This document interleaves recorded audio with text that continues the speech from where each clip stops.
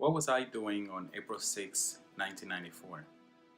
On that date, I was a young teen on spring break, what would be called spring break in the US. In Rwanda, it was Easter break. And during those breaks, we would have these soccer tournaments. And my team had played in this soccer tournament, and we had just won the semifinals of that tournament, the citywide tournament. We were so excited. We went home screaming, yelling, chanting, and people in the neighborhood were like, "Shut up, kids, go home. Shut up, kids, go home."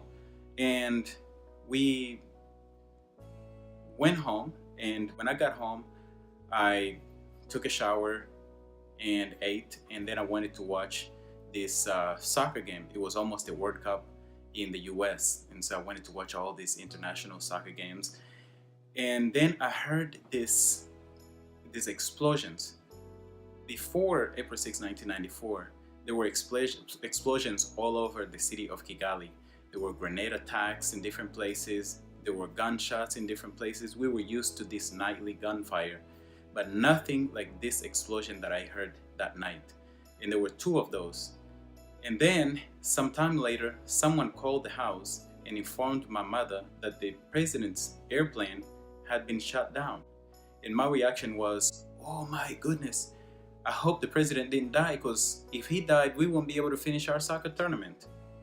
And I was still oblivious to what was about to come and the consequences of the shooting down of this plane.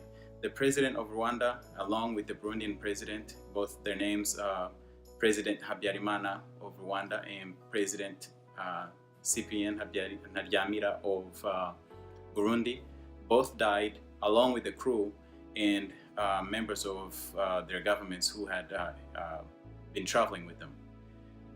After that night, there was no more thought about the soccer tournament. All I heard was explosions, heavy gunfire, nothing like we had heard, not the sporadic gunfire that we had heard before that.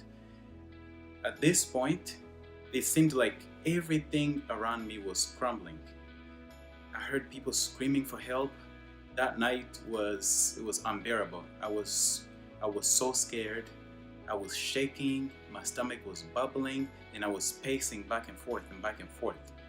And what followed this assassination sparked a genocide in Rwanda. And this genocide killed over 1 million people, most of them Tutsi people.